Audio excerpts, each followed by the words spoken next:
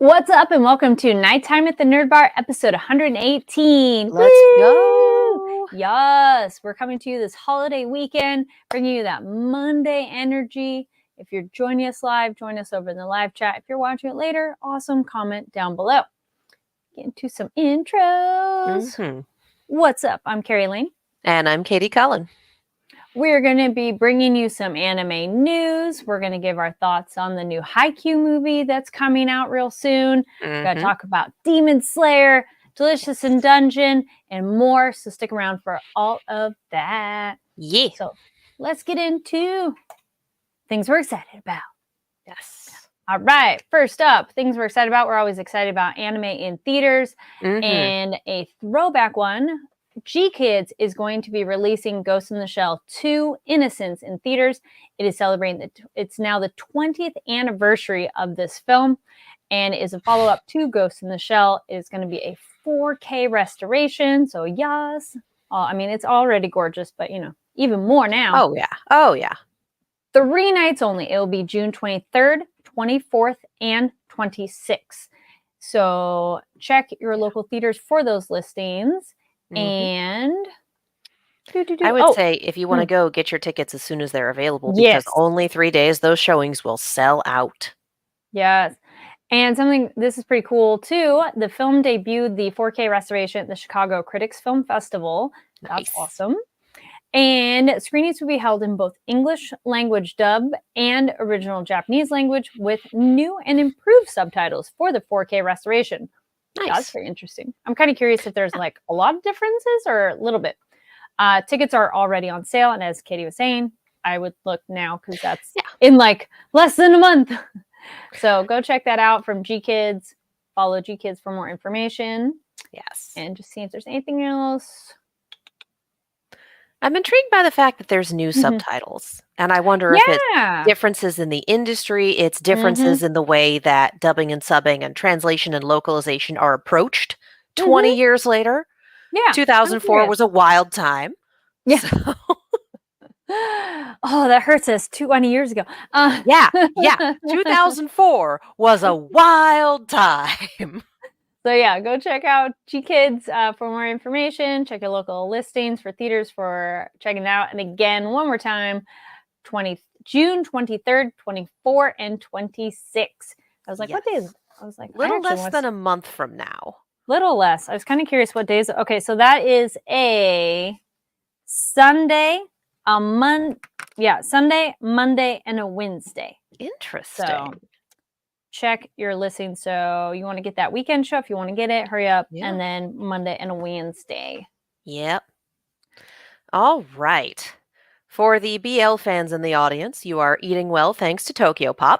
Tokyopop announces simultaneous manga and light novel debuts of My Beautiful Man, acclaimed BL story of unlikely relationship between a social outcast and the most popular boy at school, debuts in July and marks Tokyopop's first English light novel release. So that is a fun milestone. They are both scheduled to debut in print and digitally on July 16th. And Tokyopop will have special advance copies of the manga and light novel and a special gift for purchase or proof of pre-order at its booth at the 2024 Anime Expo ahead of the wide release on July 16th. So if you are attending AX and you are interested in this story, you can get an advance copy or you can pre-order, show that you've pre-ordered, and get the nice little gift. So this sounds like a good time. Both releases follow protagonist Kizunari Hira, a high school student who, due to a speech impairment, is a social outcast, as well as So Kioi, the aloof yet beautiful class king. I'm having a time tonight, you guys. Words are occurring. When Hira's made the errand boy for the popular boys in his class, he strangely finds himself growing devoted to Kioi. Even though the two have nothing in common, they grow closer. So, if that is your jam, that's going to be available mid-July. And again, if you're going to Anime Expo over July 4th weekend, you may be able to snag yourself an early copy. Sweet. Also, forgot to show this one, but go check us out as well over on Twitter and NTATNB. And we'll post like the different photos of different things we're talking about during this segment, as well as other announcements. And it's just a good way to be up to date, as well as don't forget to be following here on the Fanversation channel, subscribe, notification bell. And looking over in the chat, we got Gig Derek saying, greetings from the bottom of this penicillin bottle. You doing okay, buddy? Like I said, I'm like, A little okay. concerned. A little concerned. A little bit. Then it's like, Becoming one with the mold. And also a heads up of we will be at Anime Expo, so stay tuned. Yes. And on to next, and actually speaking of Anime Expo and our next bit of news from HIDIVE, and they are going to be doing a season 2 advanced celebration over at Anime Expo for season 2 of Oshinoko.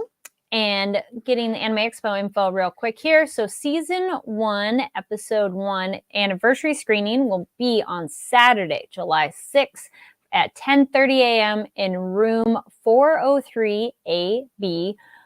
Always double check listings. These possibly can change, but generally it's a good placeholder, you know, pencil it in, but always double check and follow HIDIVE for information.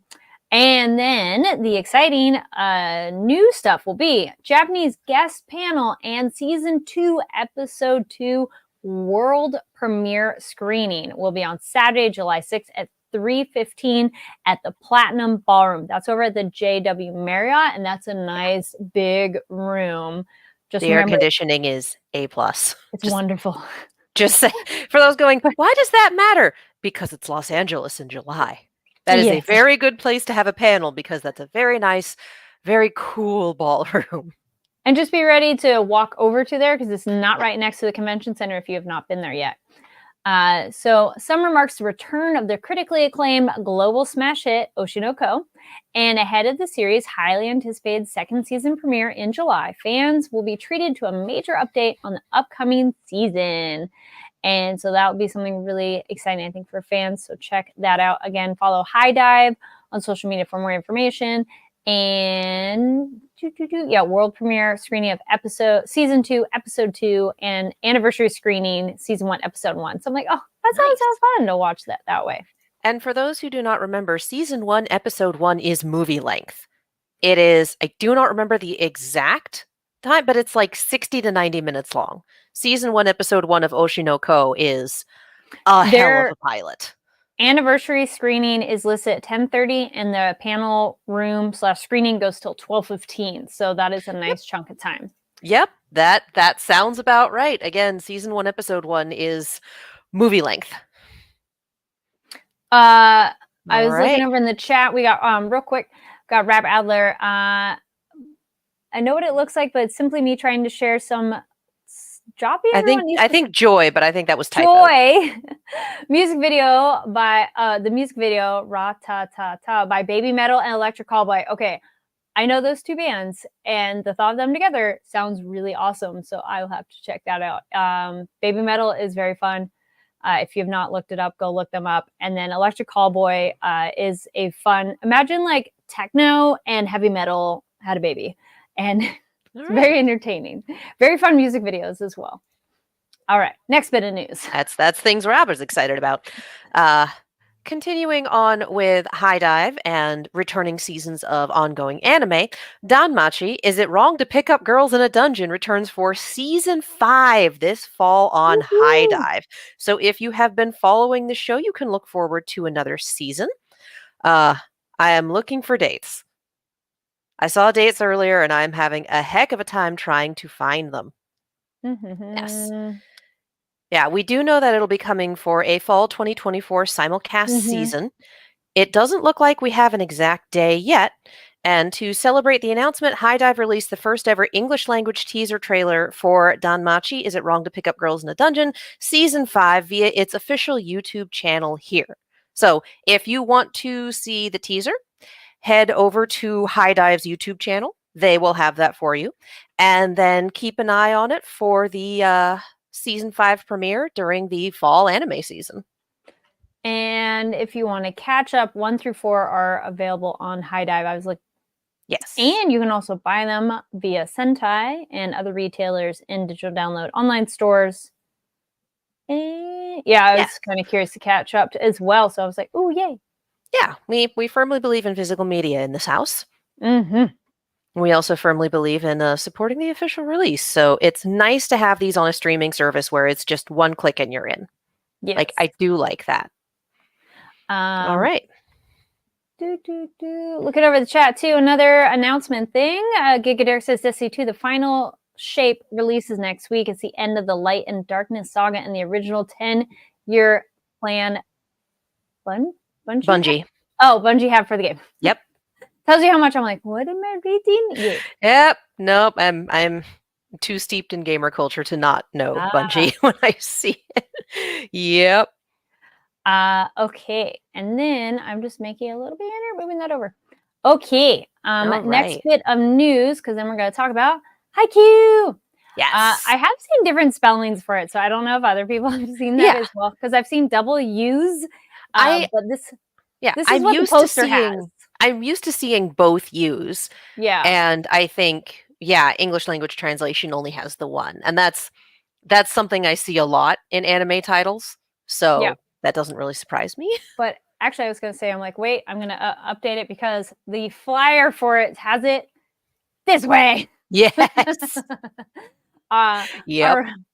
So reminder, Haikyuu Dumpster Battle is coming to theaters on May 31st. So that's really soon. So that's the end of this week. It's on Friday. If you are watching this in real time. If you're watching later, again, May 31st. So we're going to give still Friday. Yeah. We're going to have our quick thoughts. I wore my Haikyuu shirt to in honor of that. So our quick thoughts on the film. Don't worry, no spoilers here. I have watched the entire series. It's been maybe a minute. I didn't watch it when it originally came out, but I watched the whole thing. And I have never volleyballed a day in my life. Or I have volleyballed a day in my life. I've never haikyuu'd a day in my life. Fair. Until I went to the Crunchyroll screening that they invited us to. So yeah, you're getting both sides of the experience here. My thoughts are it sure is 90 minutes of volleyball. Like, there's nothing wrong with that. It did take me a hot minute to kind of click back into shonen sports anime mode. Because, again, I watched a lot of Prince of Tennis in high school. So I am not unfamiliar with how a sports anime works. It just took me a minute to go, okay, these are our characters. Okay, this is our sport. Okay, I vaguely remember the rules from learning it back in high school. I'm just going to sit back and go. It was very entertaining. It's the sort of thing where watching it canon blind, I could tell where there were bits in the story where if I had the context for this would be meaningful and hitting me much harder. So I could kind of see where those little bits of, oh yeah, no, if I knew who these people were, this would really hit hard. So the fans are probably enjoying the hell out of this. But some of these characters are nuts.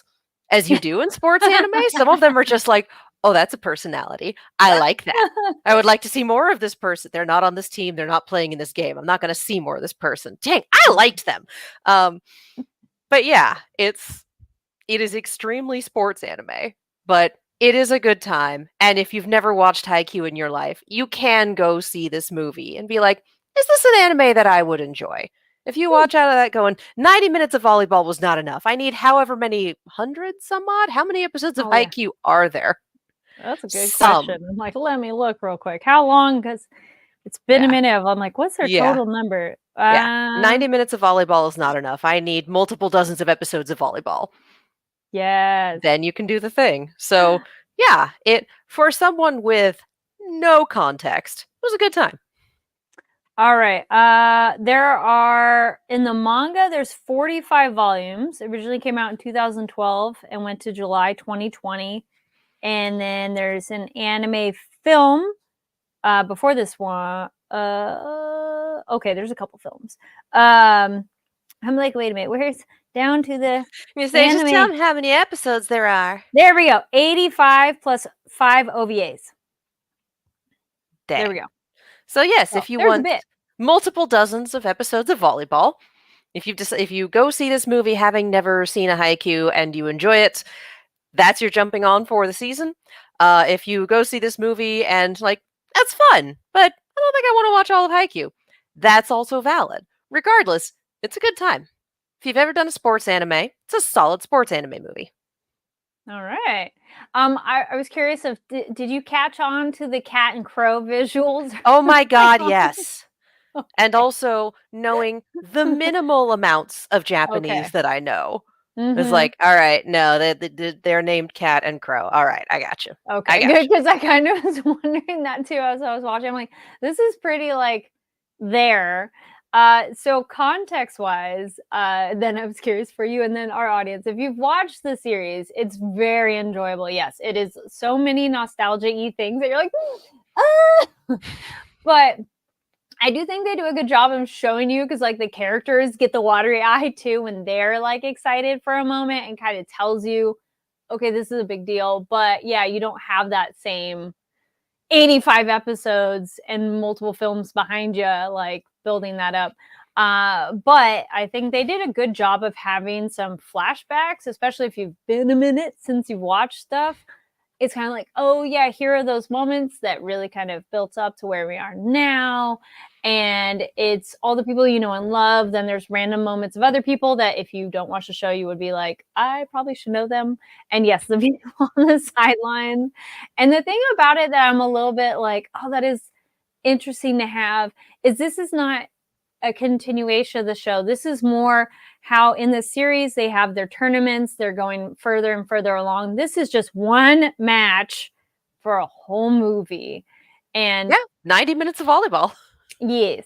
Yep. But you know, like in this show, it's spread out over many tournaments and you get more. And it's just a weird sensation of like, okay, here, we're gonna take the one match and we're gonna make it extended because it's the two rival teams. And it's I think it's a great example of good sportsmanship too of they're rivals but they admire each other, you know, they're not, oh, I hate you because you know we lost or we won, and it's more just I love the that's such a cool move, dude. And you're so excited, and then it's funny. So yeah, there's a lot of humor. Animation is gorgeous, my goodness, that the way they do movement in this show is so cool and gets you in the feels. But if you do know the show, you do essentially know the outcome, but it's still fun ride. So yeah, overall, I think it's one of those movies that if you're, I agree that it was fun to hear your thoughts on it. If you're like, I don't know anything about it. There will, so you can bring your friends who know nothing about the show. They might not as quite long as get your the friends, moments why you're crying. as long as your friends understand that they are in for, and I will say it again, 90 minutes of volleyball. Because Yes, I think if you brought someone in blind and they didn't realize what was going on, that might be more of a problem. But I did at least have the I know what a Haikyuu is going in. So if you do want to bring a friend who is completely canon blind, minimal context, or possibly more than minimal, depending on how much you want to give them and how much they want. But yeah, at least let them know that you are sitting down for a sports anime. uh, and if you like the show, it's so nice to have our characters back. I do kind of want more. I'm like, I want more of what happens next. But it was really fun to have everybody back. It definitely hit so many good feels, and you're just so happy for them. And it's essentially feels like one giant extended cut idea of like, here's stuff we kind of know the pieces of what happened, but here's a larger context. And yeah, so many like, I'm so proud of you guys.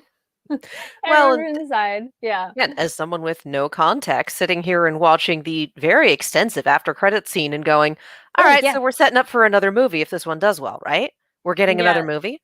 Like, Well, I had no idea it was in the middle of the series. I'm like, wow, they left off in a crazy place in the series if this is the first update they've had in a decade.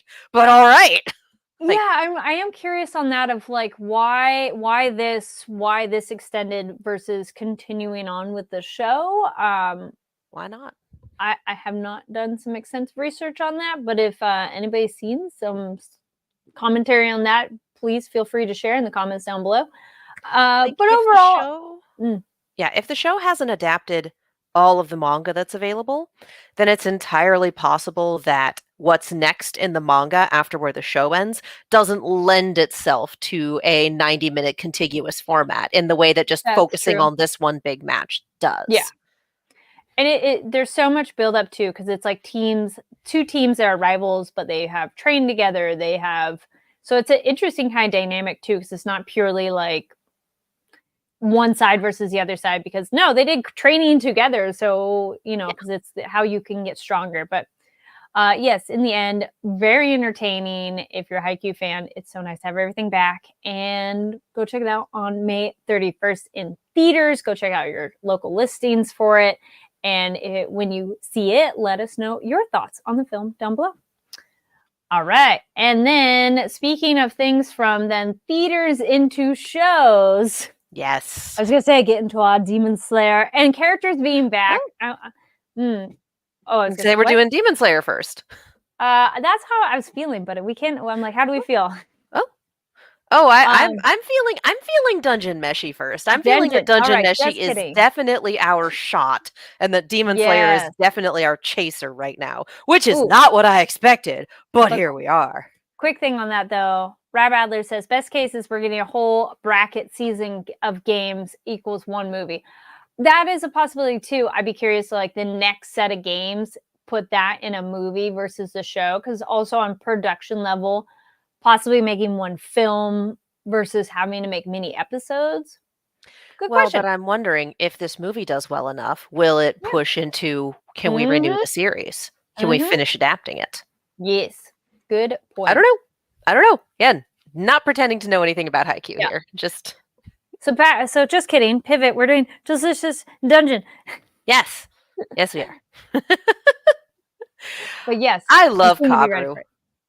I love this nightmare human. I truly. Wait, is he human though? Because he calls Laios a tall man. So I don't think he's human though. Tall man is the word for human in this. Yeah. So, world. But why would you call somebody that if you're not that? If you are that. Because that's the species name, in the same way that we say human. It's kind of interchangeable, but they do use tall man more in the same way that Chilchuck is a half-foot, but we refer to him as a hobbit. If I'm a human, I don't call another human, like, just be like, it felt weird the way he described it. He looks human. I know you do, but like, I don't know. I was getting the sense of the way he talks about other human beings. I was confused because I thought he looks human, but he is human. Okay. Yeah. No, that boy is a human. He just has a hell of a backstory, as it turns out. Yes. Oh man. Oh, I love it. I love it. I'm here for it. I'm here for this absolute disaster child. Sign me up. I know we had a little bit of flashes of trauma a couple episodes ago when he was offered the harpy egg omelet and then ate it anyway. So actually going in and going, oh no, he lived through something straight up horrific to the point where you are known as the lone survivor. You are the only one who walked away from this localized apocalypse because a dungeon got too big and then these elves came in to take care of it. And it was taken care of, but like, sure, not in a way that leaves a lot of people around. The dead turning into monsters thing, like same fellow human. Thank you. Appreciate you. The dead turning into monsters is new and terrible, and not like becoming zombies. We were seeing them turn into beasties. So it's like, oh, this is fucked up. I love this aspect of world building. Tell me more.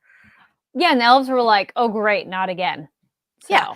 And it sounds like this is something that happens when there is a dungeon that is growing in the area, because we already got way back when with Marcel and Fallon's, first meeting, the discussion of dungeons as ecosystems and how to build and maintain them. It was a school project for them to build tiny little dungeons. So seeing that this is the flip side of it, that this is something...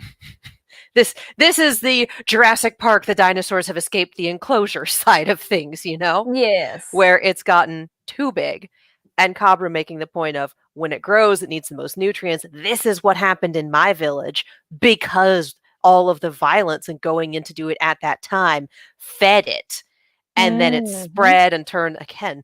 It seems like dead humans turning into monsters is unusual in this world. So again, that's messed up. Tell me more about that world building.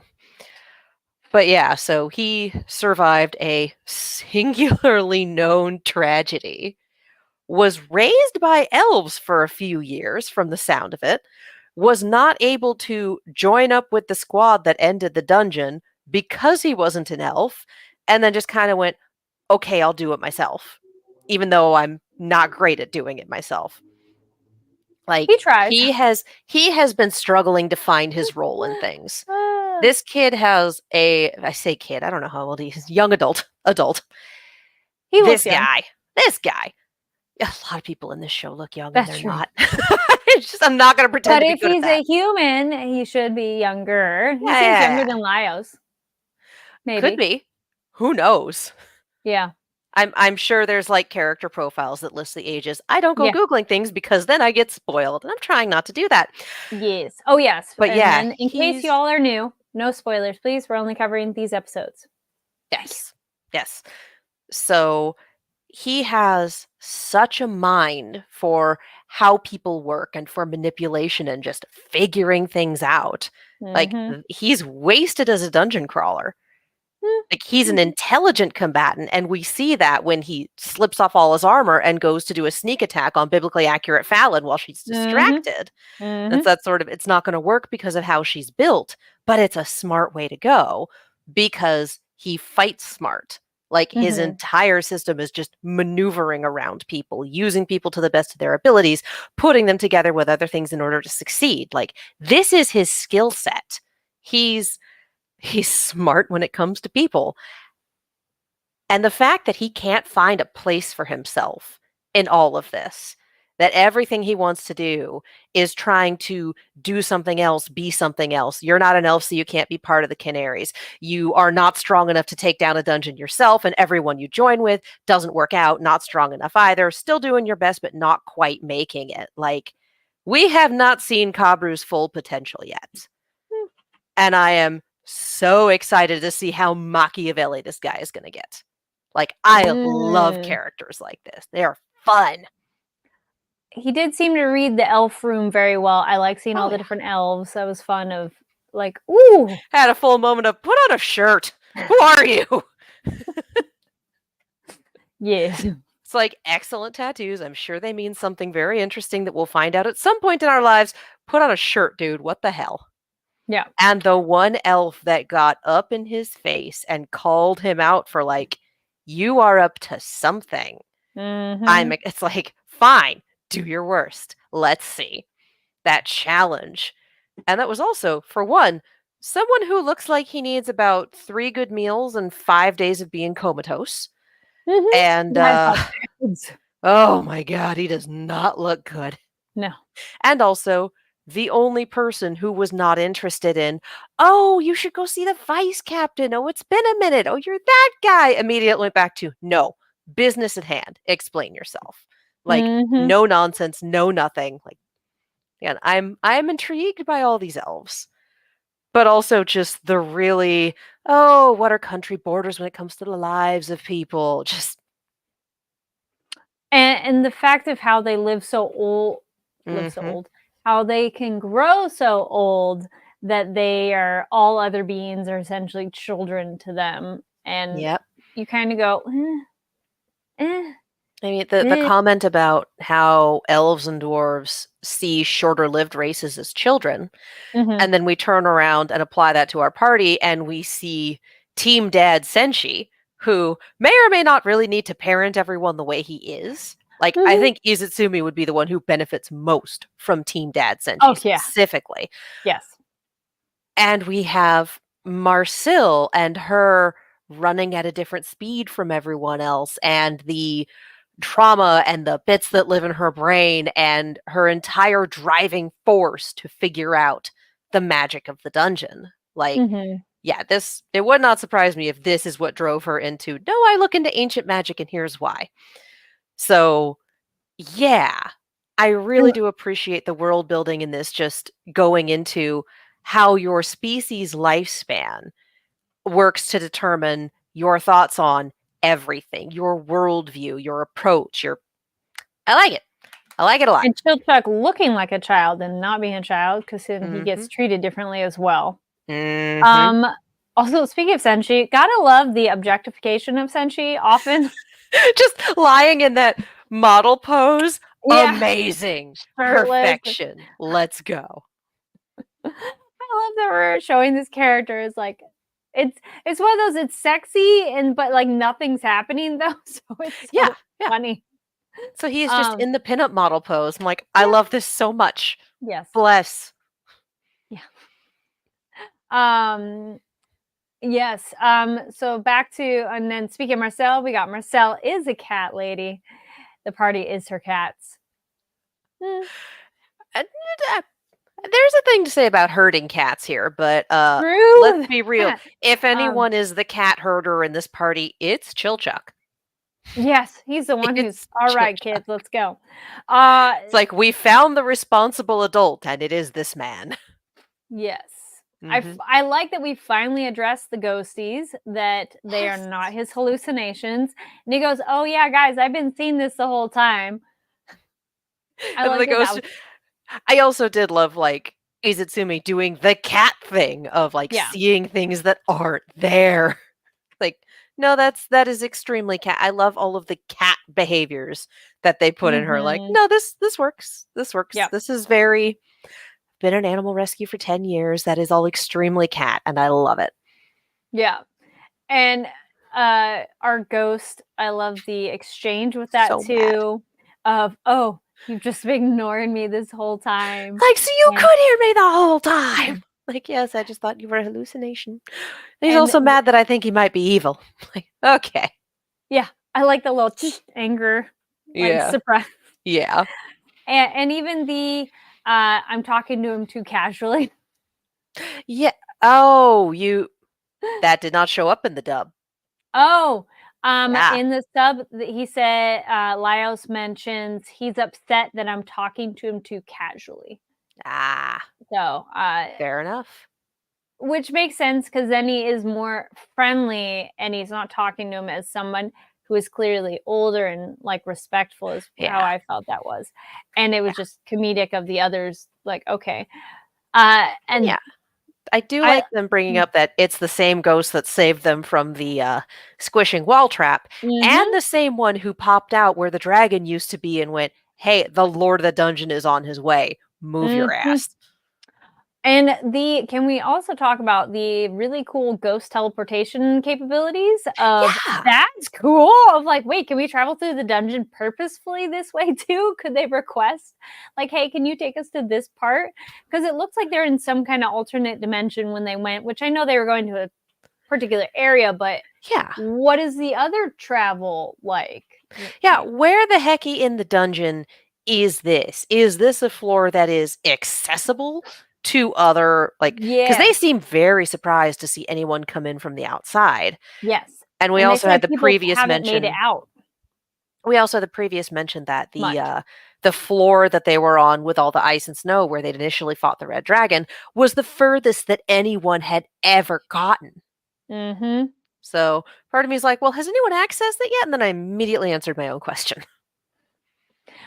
Well, and they when they're talking about it, they mention essentially only that guy's grandfather. Yeah, Lord Grandfather. Delgal. He's the only one who got out. So I think like that they know of. he's the only one that physically made it to Yes. the outside world to deliver a message. It sounds like Yeah. everyone else who's tried has lost their body in the process, become a ghost, can't come Yes. back as a ghost. And then they go nuts, apparently. A lot of them, which sucks. I mean, to be fair, you've been alive for however many centuries. Yeah. You make a last ditch attempt to get out because you're already losing your mind. And then things just get worse. Like, Yes. yikes! Yikes! Yikes! Nightmare. And the opposite of a nightmare, it's Laos's dream come true. Oh my god. I will never get. I know you watched the sub, so you didn't get this particular delivery, but Laios running back in gleefully. I milked a minotaur, and Chilchuck just, hey, that's great, buddy. Keep it to yourself next time. Just A plus delivery from Casey this episode. All of Chilchuck's lines. Unbelievably good. That dynamic sums them up very well too. Of Lyles would be that excited. I not that I ever thought Minotaurs were small, but I did like the pullback to be like, oh no, it's big. Mm-hmm. It's like, well, we don't have livestock. And then, as specifically requested by the party, Minotaur meat. Like, bruh. I mean, that tracks with what they've been eating, so not really surprising, but it is funny that do not speak for us. But and everything else in there, like, because it was mentioned that it was like rabbit stew. Like, it looked like there were some other normal animals available. Yes. And then he requested Minotaur meat when there were other normal animals available. And it's like, for fuck's sake, dude. Yeah. Let us live. We're not all as into this as you are. And Senshi was excited too. He got his great things too, which is funny. So are we thinking Itsumi is affected because she's part monster? Oh, and yeah. Absolutely. Which was kind of cute and weird. I agree. It was like, oh, but then, oh wait, how present is she, and how aware is she of what's happening? You know, I mean, my roommate was calling it monster nip, which I think is about where it is. And I think if half of your brain is fully blissed out on weed, catnip, whatever it is that gets you going, the other half of the brain is not necessarily going to pull itself out of that cloud until the outside influence is gone. Like, you do your best. Back and relax. Plus, it's Izutsumi. She doesn't like to do what she doesn't want to do. So right now, if she's just feeling great and just kind of wants to laze around in Marcel's lap and be petted, she's not going to do anything else. She's not going to worry about it. It's fine. So, like, she doesn't have the personality type to fight against something that she otherwise enjoys. True. Yeah. The fashion dress up was amusing. Yes. I cannot wait for the cosplays. Oh my gosh, all of those outfits, but especially that last red dress. Yes. But legit, cannot wait for the cosplays. I'm sure cosplayers have already done manga versions. Like, let's go. Yeah, I'm very curious of what's going to be popular at Anime Expo this season. I feel like we need to do a poll or something, or leave comments. What do you think is going to be? Leave a comment. What anime is going to be the bigger or very common this year Anime Expo? Oh, we're going to get so much. It's going to be a lot. We have a lot. There were pictures floating around Tumblr of Dungeon Meshi cosplayers at our local Renaissance fair. Nice. On the dragon swing. I was just looking at it going, I recognize those flags. Hang on. Those are local humans. It works though. Yeah. So absolutely. Totally works. There was some at WonderCon. I saw Marcel and Senshi at WonderCon. So I've been watching Kaiju number 8. I feel that one could be done. Their suits are pretty interesting. That maybe. In the chat, Untitled said on purpose says there was a decent amount of Dungeon Meshi at the Phoenix Fan Fusion this past weekend. It does not surprise me. So I really want to see more of those out. I think the only reason we wouldn't see it would be that many layers in July LA heat when AX is already notorious for very long lines outside is could be a problem. I mean, hardcore cosplayers will figure out a way to do it regardless, but I am not a hardcore cosplayer. I did a 3-piece suit at San Diego Comic-Con when it was very hot once, and only once. So, you do your best. But yeah, it'll be interesting regardless. We've had some very, very bad solo leveling. My God, we're gonna see so much solo leveling. Oh yeah. Well, his main first outfit would be super easy. I could throw it together. I mean, the most have the hoodie. He has a dagger or something to be the extra prop and messy hair. That's going to be like the light version or the L version for Death Note of messy black hair, basic white shirt, pants. Yeah, you're done. I mean, I could throw that cosplay together because at one point I did a casual Sans Undertale cosplay, so I have all the pieces. including that hoodie. It came from Target. So yeah, Yes. we will probably see a lot of solo leveling. That's not Big a time. bad thing. No, I'm excited for that too. Yeah. So back to our delicious in dungeon then. Yes. The prophecy. Yes. The prophecy. You want to be Oh told my you're part of God. a prophecy, don't you? For No. one, this guy is so excited. The whole village is so excited because they all know about this prophecy. Because let's be real, if you've been around for multiple centuries, that's kind of the only thing that keeps you going. The fact that the Mad Mage sealed their god into the lowest level of the dungeon and that the god is just giving them prophecies via dreams, like, okay, this is a whole lot at once. I understand the wing lion motifs everywhere now. This is a lot. This is a lot. The sword transformation too that we Yeah. didn't get. That was interesting. And well, I think it was. I just want to know, like, who are these people that they got locked away that way, and why are they all young and where are the old people? They Back are to that the question. But citizens of the Golden Country. They are Delgal's subjects. They are the kingdom nobody and ate, no children. They're all stuck. Yep. I guess they all just Mhm. push pause. Mhm. It might be possible that they have made more children because the brewer made a comment about himself being first generation. So 600 years. But But it's that interesting that nobody seems to like visually be different ages, and but I mean, I guess it's more the why them, why there. I More think details. I think it was the Mad Mage wanting to preserve everything.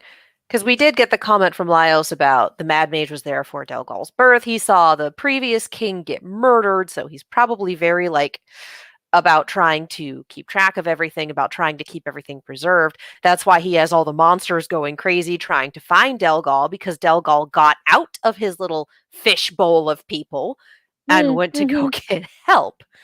So, yeah, again, this is a story about grief when we talk about the Mad Mage. Yep, doing all this to give him more time to fix his mistake. Yeah.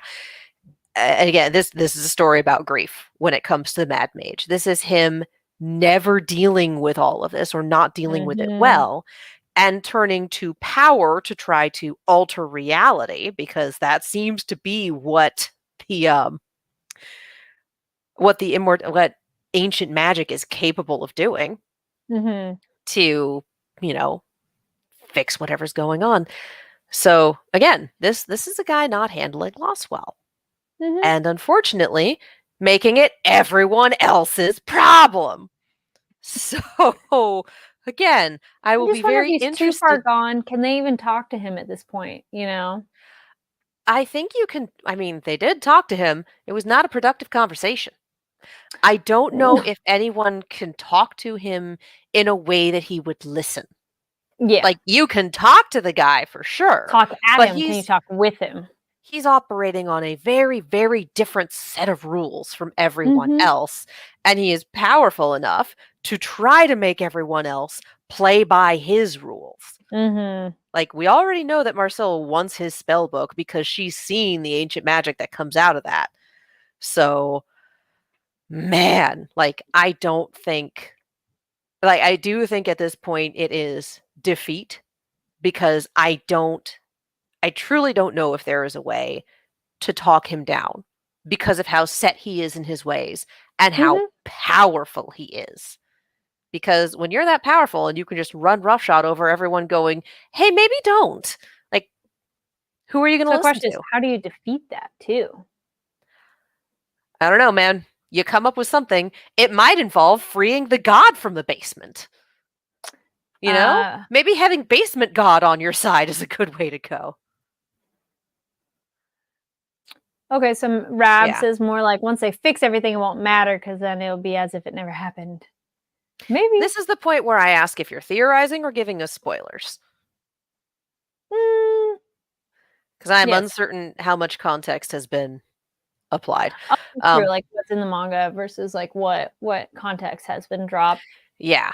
But again, I think at this point, now that they've been told that God is in the basement, They probably need to go to the basement and get God on their side. And it is so weird to say, like, where's God? God's in the basement. Okay. They probably need to go get the winged lion on their side because, yeah, the mage may have imprisoned him to begin with, but theorizing. Thank you. Appreciate it. Just had to check. Mhm. Yeah. So I think Aw, that might be not necessarily the next step. Oh, thank thank you. you. I watched the show by following your show. Yay. Yeah. But I I think that's the think next step, but that's, how far is the basement from where they are too? and can the ghosts bring them there? Yes, can we just get teleportation to the next level? Be like, I'm instant not sure crack if that's surface. how it works Mm, because they were able to pull them through walls in what was the castle town, and mhm, they were able to pull them down to the level they're at now. mhm. So, influence over where they currently live or where they have lived. I'm not sure Mm, if God basement is part of their purview, which is a good wild theory. sentence. Yeah, I think that's an interesting theory. Maybe, we'll see. Yeah, I don't know. I don't know. We'll find out next week. We are rapidly running out of episodes. We've got like 3 left. I think it's a Ooh, 24 episode season, so we do not have many episodes. Yeah. yeah, we're We on sat down. 21.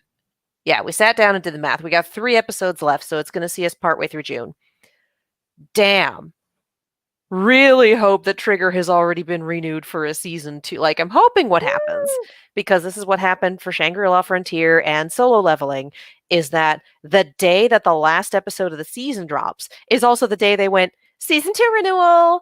So, given how big this is, I'm really hoping that 1, Trigger gets it renewed, and that 2, Netflix doesn't drop the ball. Yeah. I, True. uh, I Yeah, don't always trust non-anime streamers, non-anime dedicated streamers streaming new word, God basement. God Basement. Yeah, it's a good question. I hope so. Fingers crossed. Yeah. I would be very, very surprised if it weren't renewed for a season 2. I think for me, the coin flip is going to be, is Netflix going to keep the licensing? Like, I would imagine they Um, would, but mhm, mhm. I don't know the numbers. I don't know the metrics. I don't know if it's made them any money. No idea. Yeah.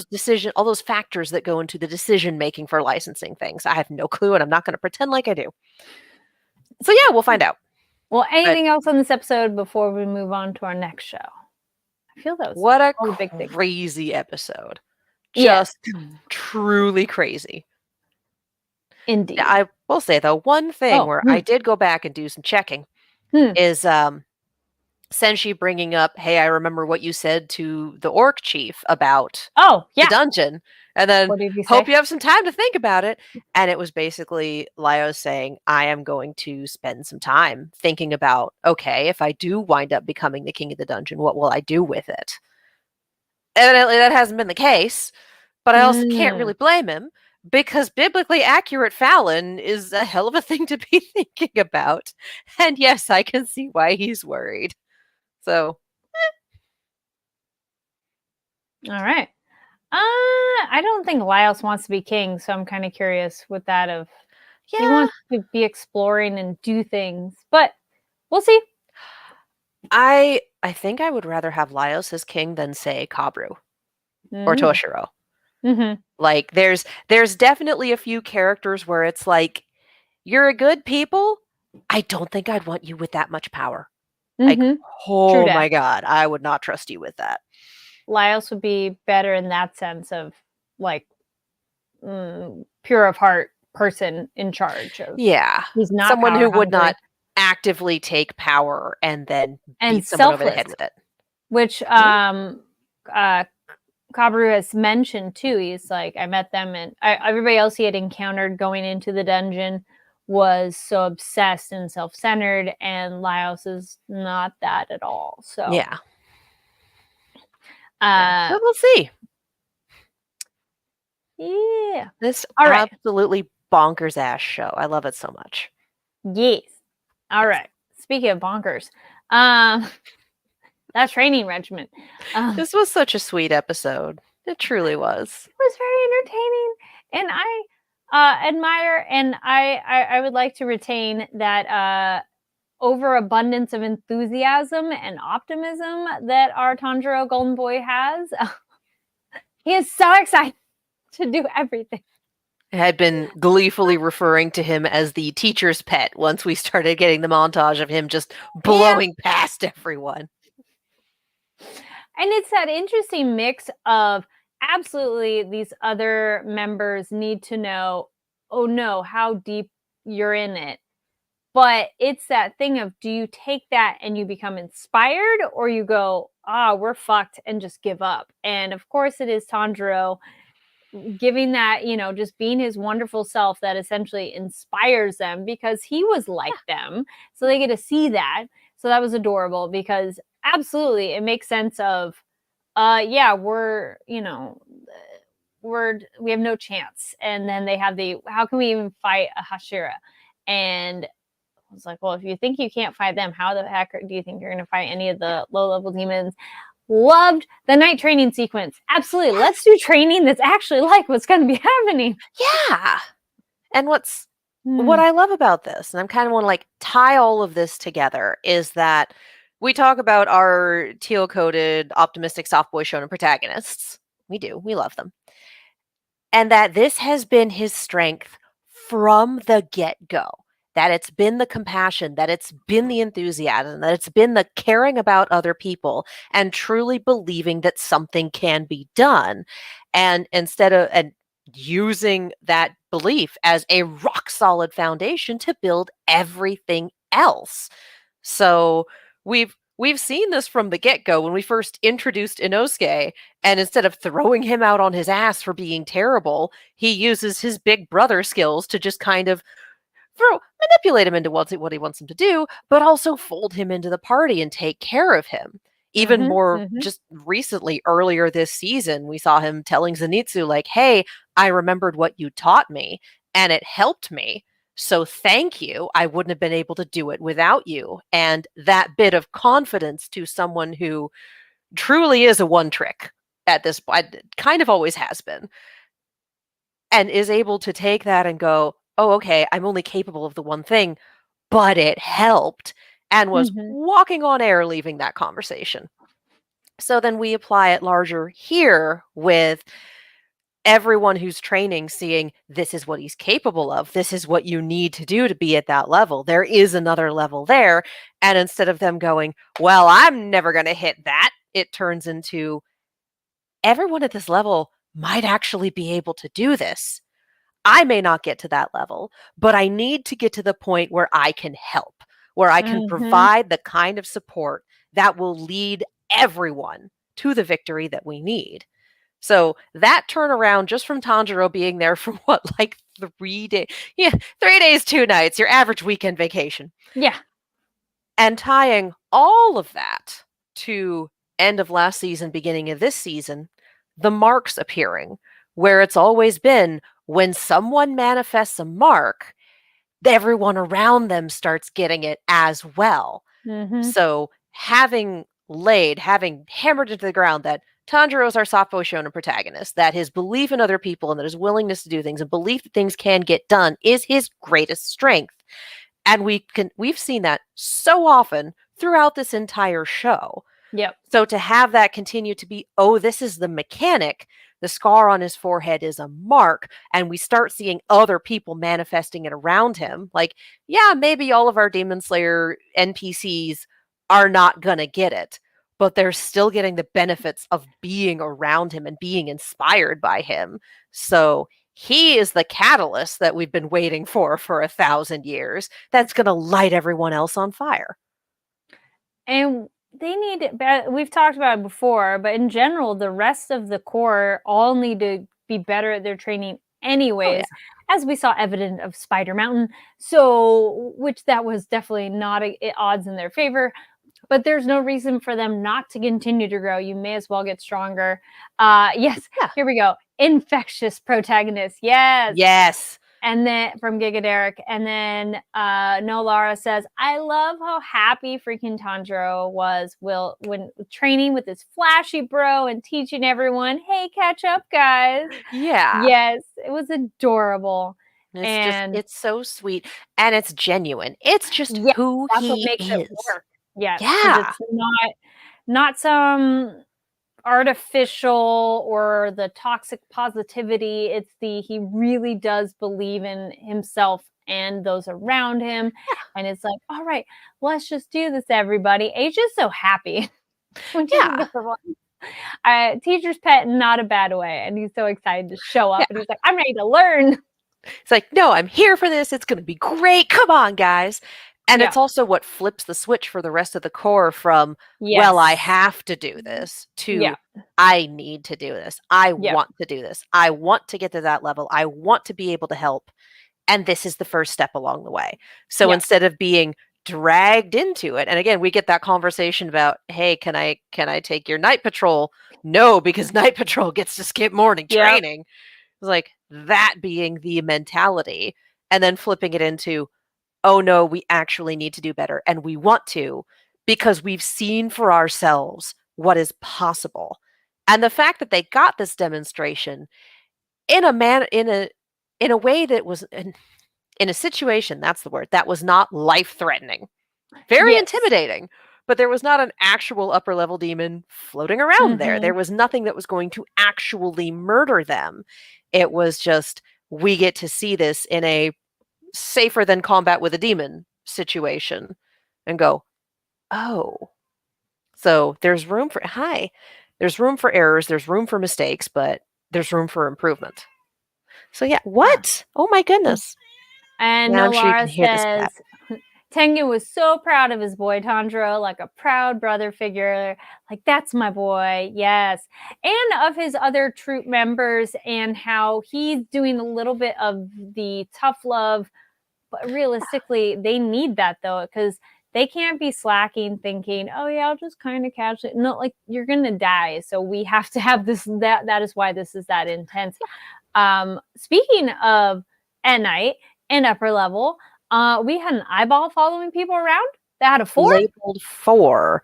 And I actually had to go look it up because my brain was like, who the hell was 4? It was our emotions guy. You know, the terrible one. So how is he still around? How's there an eyeball? I don't think it's him still around. I think it is oh my god, Michael Jackson, whose name I keep forgetting. Muzan. Muzan. Thank you. Puppeting parts, as it were, because we already know that he'd been looking through his eyes, and that's how we saw Nezuko conquer the sun. I would not be surprised if we just kept the parts and we're doing this. Like, I don't think we have another upper 4 back. I don't think he's bothering with creating more upper level or lower level demons. I think this, again, everyone has kind of figured out, oh my goodness, do you have thoughts on Demon Slayer? Nope. Everyone has kind of figured out that we're in endgame. Yeah. So he's not going to bother with making more lackeys than he's already got. He's pulling all the troops in to try to do one final push. So I truly do think that this is just a piece. I worry that it's a piece so close to Tengen. Muzan Jackson. Yeah. I worry that it's a piece so close to Tengen and where everyone's situated. Giga Derek thinks otherwise. Wouldn't be surprised to see Muzan replenish his ranks. He's always been selfish. He has called everybody back. Yeah. Which we had our other 2 Hashira talking about that. We had our Wind and Snake one having a discussion of, okay, that space was weird. How did that work? Where the hell did that come from? And I like their, hey, how do we get better? You want to fight? Okay, cool. Sounds great. That's what I was thinking. I'm wondering if we're going to get to actually see that or if that's just going to happen off screen. I don't know. I think we'll see some of it, I think. Yeah, maybe. It's an excuse to show some more cool fighting, but fair. But we're also following Tanjiro. True. And I get the feeling that this season comes to them. True. Like I get the feeling that this season is going to be Tanjiro just spreading that determination and positivity through the Hashira training and seeing how that goes. So I'm here for it. I would love to see that fight. I don't know if we're going to get to see it. And then he ends up in with our mist boy. It's my boy. My boy is back. I'm so happy. Also, I like his candid, you be dead, you be dead, you be dead. Yeah. It's like, smack. look, he's not a teacher. No. There are some Hashira here who are teachers who have probably taught proteges. Mm, He's a mhm. baby still. He's young. That's true. He is the He's youngest one, so true. he is a prodigy, but he is not a teacher. And True that. again, bringing back, like, yeah, the rest of the core needs to get on everyone else's level. They did mention in episode 1 that because of the demon infestation and because there are so many of them, they have not had the time to do wider training for the members of the core. They train their proteges, and that's it. So Mhm. it seems to me that the core get whatever training they get at their various different areas, pass the selection test, and then just kind of get orders, are sent places, go on patrol, are left to their own devices. Like, it seems to Uh, me that that's the case, and that no one's really had the time or the ability to be like, we need to whip these guys into shape. well, I like no. Laura says some Hashir are here to teach others, and others are just bullying the kids for fun. I think it's a mix I of both. don't really think I think anyone's they're truly bullying. bullying the kids for No, fun. Like, but I they think might, I think we're all in it to win might it. laugh. Yeah, Yes. I think they have very different approaches to teaching, and some of them are yeah, more like, ugh, kids. But I don't think yeah. anyone's actually bullying them. Like, you No. do want to see these people improve, even if they're really not up to snuff. You do Yeah. want to see them get better. You want to see them improve. You want to see you want to see people rise up well enough to be able to support you or supplant you if something happens to you. We Mhm. are down 2 Hashira in the span of like less than 6 months. That's not great. And that's the thing too. Like Tengen's wives point out about him of, hey, he's doing this, but it's because he's actually really wants them to all improve. Also, hey, thanks, Sandra. We haven't had a chance to catch up, Yeah. which was cute. Of, oh yeah, and then there's the other people. We understand how everybody was part of it, Yeah. and that yellow hair guy and that boarhead thing. Yeah, but also the point That of, was cute. oh, it wasn't just one person. Like, yeah, we Ye- focus on Tanjiro. He's our shonen protagonist, but it took literally everyone who was there, like Yes. Tanjiro's entire party and Tengen's entire marital family, to Mhm. take down these 2 upper level this 2-for-1 set of upper level demons. Like, it Mhm. took everyone, and the point of, if even one of you hadn't been there, we would not have walked out alive. Like, yeah. Mhm. Yep, this is important. And I think that is very much, again, with the emphasis on, if one person manifests a mark, it spreads to everyone in the vicinity. This Mhm. is not a one person is going to beat the baddie all on their own. This is a teamwork is everything And the sort of power of show. friendship. Yeah. Yep. A little bit of that too. Yeah. Yeah. And I hear So, Winter yeah. agrees. Yeah, she's I was back. like, yes. Yeah. Get over here. Come on. Come say hi to the people. She's not gonna. Uh, Any other thoughts on the episode or any other moments that stood out to you? Just trying to think of. I still really love this ending theme. This ending theme is unbelievably good. Mm-hmm. And can we just talk about Tengen being a wife guy? Just, it's so nice. It's like, oh yeah, Yes. here's the fun fact. He does this. It's like, you left out the fact that I did it with my 3 beautiful wives, whom I love more than anything else in the world. That's Mm-hmm. important. Like, I appreciate you, sir. All Yes. right, I'm here for it. Let's go. I love it too, and how they all work together too. And it is Yeah. they're also part of it and helping everybody. You know, how important food is. This is true. Oh, If you're yeah. trying to grow muscles, you need to eat something, and so we Oh, love yeah.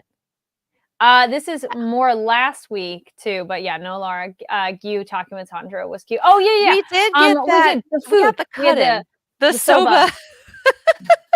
Which I continued to laugh about because, like, Tanjiro, if you'd kept your mouth shut, he would have straight up Yes. said, all right, I'm going to training. But instead, Tanjiro is like, beat me in food.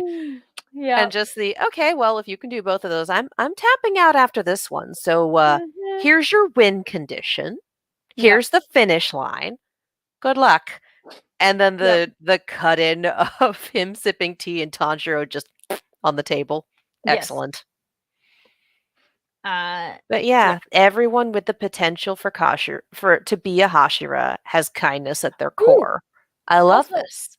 The other thing with the wives, I like how they mentioned they had to go up to the mountain to rescue people too, like the people training. So they're not just No, the they eye mentioned that candy, Tengen went up to do but it. no, but they said they did stuff too, it sounded, or at least Ah, the way I read it, I thought it said like that they assisted.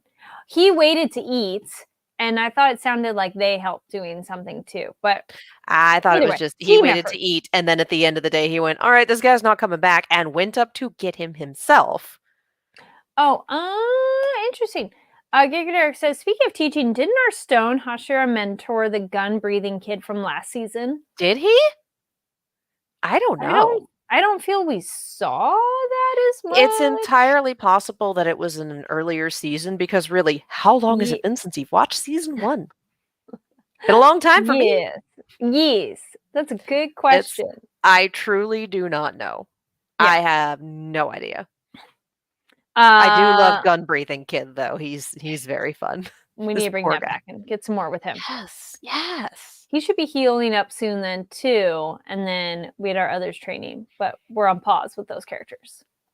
Yeah. If you had other moments that stood out for you on the episodes we were talking about, leave comments down below. I think that wraps it up for now. I think so. Okay. Giga says we see them together when the news broke on Rengoku's death. Okay, so we see them together. Fair. Right. So we shall see more of what their training is later on. Yes. And now I will be interested to see when we run in what specific Hashira we run into when we hit Zenitsu and Inosuke in training. Oh yeah, who do they get to train with too? Because it was, you've passed this one, I'm gonna pass you on up to the next person. So where are they? Where did they get caught skill-wise? Where are they? Yes. I want to see them with Usher because they need their asses kicked too. Oh my god, yes. Yeah. All right. And then good question. Gigadare says, where is Muzan during the end credits?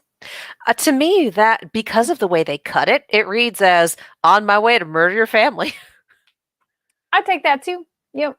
Because it also would not surprise me if, because yeah, episode 1, Tanjiro came back and everyone except Nezuko was super dead, and Nezuko was turned into a demon. Mm-hmm. Would not surprise me if my dude just did that himself for whatever reason. Yeah. Just straight up wouldn't surprise me. We shall have to wait and see. And all right. To me, that's the implication of the end credits. And also with him stepping on the seeds and like crunching out all of them except for one.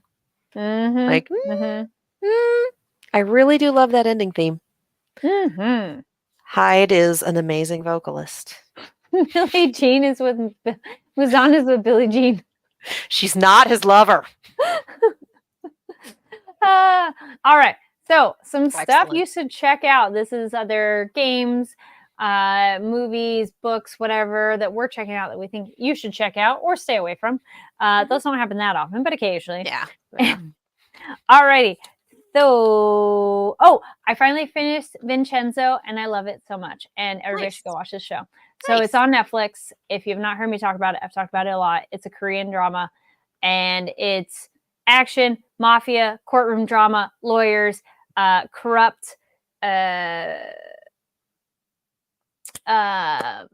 pharmaceutical companies and other businesses and just action all rolled into one with some comedy and romance as well. Ends well, because that was the other thing I was kind of waiting on. I'm like, how do you wrap this all up? Because some shows can be great journeys and the ends are like, So it's a really good one. It came out in 2021. So I don't think we're getting any more of it, but it's okay. It kind of ends well then. I don't know what it wouldn't be the same for another season. So that one I highly recommend. That was amazing. I did watch the first installment of the newest season of Bridgerton. If you like Bridgerton, you're going to like it. It's what it is. It's Bridgerton. It's Bridgerton. So if you like it, you'll like it. Then I did watch Madam Web. It's okay. Why? It was on Netflix. So I was like, sure. It's okay.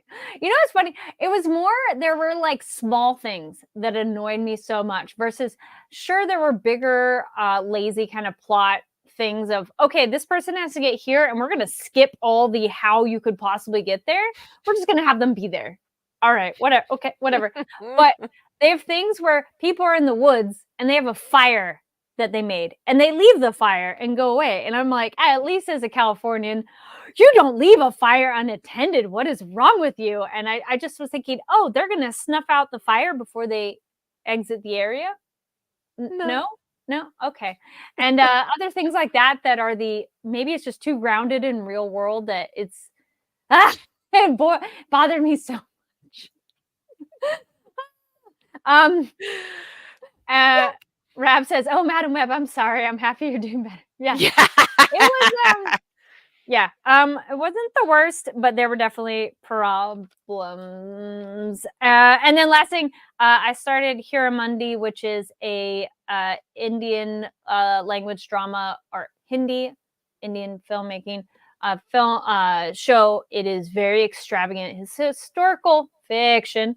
So there are things about it that are real, but a lot of it is fiction, but just visually stunning. There's music. And if you like historical fiction, it's set right kind of before India gets their independence from the British. So it has a bit of like protests and courtesans and all that. So good heavy drama so far. We'll see where it goes. But trigger warning, there are a lot of like gnarly death stuff. So heads up in case that's yes. But okay. Yes. Real quick, looking over the chat, we got Gig Derek said highly recommends. We'll mention Final Fantasy 16 one more time. After 222 hours, I fully completed the game. Damn. And the DLC got the platinum trophy, and now I hate a certain character. That's fair. Fair. All right. Katie, what about you? I finally got around to watching the Knuckles series on Paramount, which was fantastic. All right. It was a lot of fun. It's very much in vein with the movies. You can kind of tell, like, did we have the budget for all of the cast? No, we did not. We are going to focus in on this. And there's a few things where I wish they'd done a little wrap up at the end, but they're not huge things. And there is a particular piece of Sonic lore folded in that I wasn't expecting. And that was definitely one of those, are we for real? If you have ever played or witnessed or consumed Sonic 06, it comes from there. That is not, for those who are not familiar with what the hell is Sonic 06, it is Sonic the Hedgehog 2006 for Xbox One, Xbox 360, PS3, and I don't remember. It was incredibly bad. Very rushed. Nightmare Control Scheme. 2 of the 3 stories were great, and the third one was a gallivanting nightmare. And unfortunately, the gallivanting nightmare was the Sonic story, because that is that's the game where they're like, what if the love interest was a human woman? The game is so bad, the story literally retcons itself out of existence at the end of the game. Unfortunately, that's also the game that gave me my favorite character in the franchise. That was the introduction of Silver. So, woo! It's not good. There are a lot of very fun Let's Plays of it where you could watch people's brains slowly leak out their ears, but it's not a good game. So, the fact that the Knuckles show pulled a rather large piece of its lore and then did it in an episode long, they called it a low budget rock opera. It was frankly amazing. It's just, the people who are working on the Sonic film franchise and this show know what they're doing and obviously love the property. And it is so damn refreshing to see that. So very excited for Sonic 3 dropping in, I believe, December of this year, with Keanu Reeves voicing Shadow, who is the best celebrity casting they could possibly have gotten for Shadow. I'm basically here for all of it. Knuckles was very fun. If you enjoyed the movies, you will most likely enjoy the show. So give that a watch. Aside from that, we have made it through the main campaign on Control and are currently working with the DLC. And while I have the Hades 2 test in my hot little hands aren't doing well enough for me to play it yet. So it'll happen. I'm very excited for it. If you've never consumed a Hades game in your life, Get your hands on the first one. See how you like it. It's very good. All right. Yes. And then you have any cool stuff that you've been watching, read, game, all the above, leave a comment down below and let us know about it. And you can make sure to go follow us over on NTATNB, which mentioned earlier. Thank you so much for tuning in to this episode of Nighttime at the Nerd Bar. I don't know, it became a song. Katie, where can people find you online? You can follow me all over the social medias as well as on YouTube and Twitch at Kiaxet. That is Kiaxet. I am also a co-host on Silver Screams on YouTube. It is the horror channel that I do with my roommate. And you all can find me online at Carrie D Lane. That's KARIDLANE across all social media platforms. And here on the Fanversation channel, there's been, I've already mentioned them, but other recent interviews. So if you haven't watched them, here, check on the Fanversation channel. We have a whole voice actor playlist if you're into anime and voice acting, which I would think you are if you're here. And there's as well as additional interviews. So make sure you are subscribed to the channel and click the like button. I was just looking over the chat again. Thank you, everybody who tuned in live. If you're watching later, awesome. Comment down below about the different stuff we talked about. Again, yeah, go check out Haikyuu. And if you haven't watched the show, I do recommend that as a show. It's a very entertaining, very feel good. I never thought I'd really be into sports anime kind of person, but I was like, this show is really good. Everyone's got one. I feel like Fair. everyone's got the one sports anime that was like, oh yeah, that one. Like I said, I watched a lot of Prince of Tennis. All right. And I think that's kind of about it. Stay tuned, obviously, because Anime Expo is coming up real fast.